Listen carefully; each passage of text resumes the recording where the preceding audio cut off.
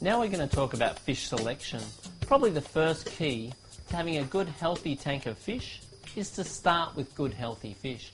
When you go to the aquarium, look through the tanks carefully and make sure the fish are healthy. The worst thing you can do is start off with fish that are already sick. Make sure that the fins are clear, the eyes are clear, the fish is well proportioned and it seems to be swimming properly and comfortable in the water column.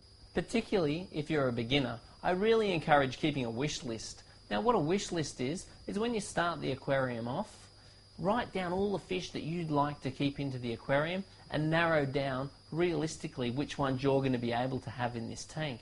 Then you can get advice from other people, preferably more experienced, about which ones are the best selection off that wish list. Because you'll quite often create a wish list of 20 fish and find that only 4 or 5 of that wish list are really appropriate for your circumstance. Now what we want to understand is that there is number 1, number 2 and number 3 fish. So you really want your aquarium advisor familiar with these terms. And when you go to buy your fish or your corals or your invertebrates for that matter, you want to ask the people, is this easy to keep? Is this a number 1? Can most people keep it? Is this a number 2? Some people can keep it, other people can't keep it. Or is this a number 3? Is this not normally going to work under most circumstances? So it's important to be aware of how hard the fish are to keep before you try to keep the fish. And then if you do want to keep the fish which are number 2s or 3s, maybe have some sort of understanding of what its requirements are, therefore making that fish more likely to work under your circumstance. The next consideration is when to put the fish in. In general, putting the scavenging fish in at the start is a good idea to help keep down your algae and make sure that the aquarium is relatively clean. And knowing that if you put angels in, it's best to put any angels you want in the aquarium in at one time. So the angels go in at one time, so they have equal chance to establish territories.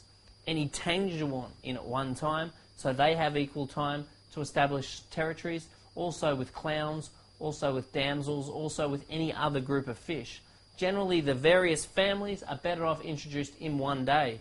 So for an aquarium you might say, okay, we'll start off with the clownfish, we put the clownfish in, we let them establish themselves in the aquariums. Then a month later, in go the wrasses, we put any wrasses we want. Then in go the angels.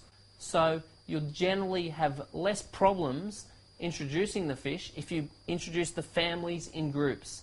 So a tang now and then a tang later tends to cause more problems, more friction, more fighting than the same tangs at the same time.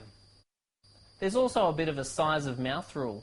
Regardless of how aggressive or peaceful these fish are, if the biggest fish's mouth is big enough to eat the smallest fish, you can usually bet that regardless of what the species of the big fish is, it will normally eat the little fish, because the fish are, after all, opportunists, and if the big one has an opportunity to eat the small one, that will normally happen. So make sure that your smallest fish are well and truly too big to be eaten by your bigger fish. You'll find too it's quite important to understand who the boss of your aquarium is. The boss's job is pretty much to control the other fish and make sure that there's not too much fighting in the aquarium. If your boss is very aggressive and is attacking the other fish in the aquarium, you really need to vote that boss out of Parliament. So whether that means removing that fish or even putting something bigger in which might dominate that fish and then suppress its aggression. So watching the aggression of the fish you've got in the aquarium is really important, and remembering that if you get one that's a rogue, you're really better off sending it back to the aquarium shop as opposed to keeping it in your aquarium where you're likely to get ongoing problems. A lot of people suffer from a situation that I call the damsel trap. What the damsel trap is that a lot of people start with hardy, cheap fish like damsels, which really are a good choice to start with because they're so easy to keep and they do tend to give the novices a good experience in the hobby because the fish are just so hardy. But also a lot of these hardy, cheap fish are also quite aggressive.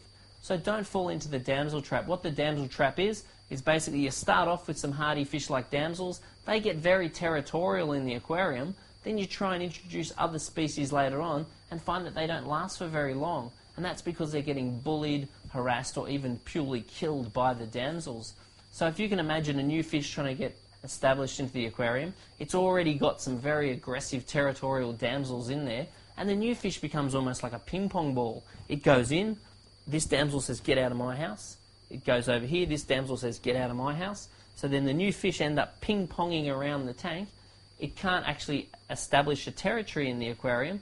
It soon becomes stressed. It soon gets white spot or some other sort of problem, and the fish soon dies.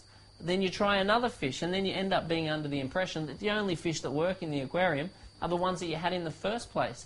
So one option is either take the fish back to the aquarium shop and actually trade them in, or sometimes just rearranging the rocks and disturbing the current territories is enough to allow the new fish to come into the aquarium because the old fish are just disorientated.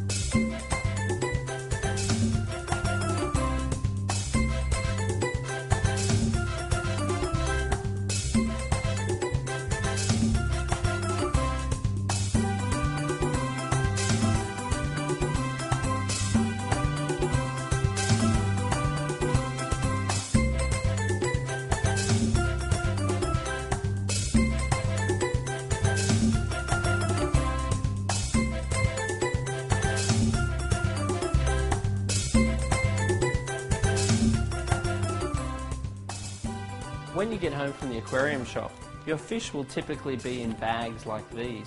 It's best to demand that only one fish goes per bag, because it's quite common for the fish on the way home to be quite stressed and actually beat each other up. If you are going to go for any length of time over an hour or 2 hours before you get home, also insist that the aquarium shop puts some oxygen in with the air which is in the bag. So what you're aiming for is about 1/3 oxygen and the rest cupped air. You don't need anywhere near as much water as you do air in the bag, because the fish don't run out of water, but they do run out of oxygen. Now the next thing you're going to need to do is acclimatise the fish from the water in the bag to the water in the tank. The way that you do that is by floating the fish in the unopened bag for about 15 minutes. The next thing we do is we open up the top of the bag and we roll open the plastic. It's really important that there's plenty of surface area exposed for oxygen. You really don't want to hang the bag over like this, because that chokes off the oxygen supply to the fish and will often kill the fish, particularly if they're left there for any period of time. So it's handy to use a peg, roll open the top of the bag so there's plenty of exposure to oxygen, and then peg it onto the side of the tank to make sure that plenty of oxygen can get into the bag. Once you've had the fish floating for about 15 minutes, what you do is check the pH and salt level and temperature of the water in the bag and make sure that it's the same as the water in the tank. What we then do is we scoop a bit of water out of the tank into the bag and we allow the fish 5 minutes to get used to that. So repeat this approximately 3 times or until your salt level, temperature and pH are very similar in the aquarium to the bag. Particularly if you're worried about the aggression of your fish towards the new fish that you purchase, it is a good idea to rearrange your rocks and corals a little bit just to disorientate the fish that are currently in the aquarium. This often distracts the fish and make them more worried about where they're going to make their new home. When it's time to release your fish, it's best not to pour the water in the bag into your aquarium, because on the way home the fish will stress and create a fair bit of waste in the water. So once you've discarded of the water, simply net the fish and then release the fish into the aquarium. It's really common when you first introduce a fish to the aquarium for it to hide amongst the rocks and not be particularly active. Particularly fish like wrasses also tend to hide under the sand.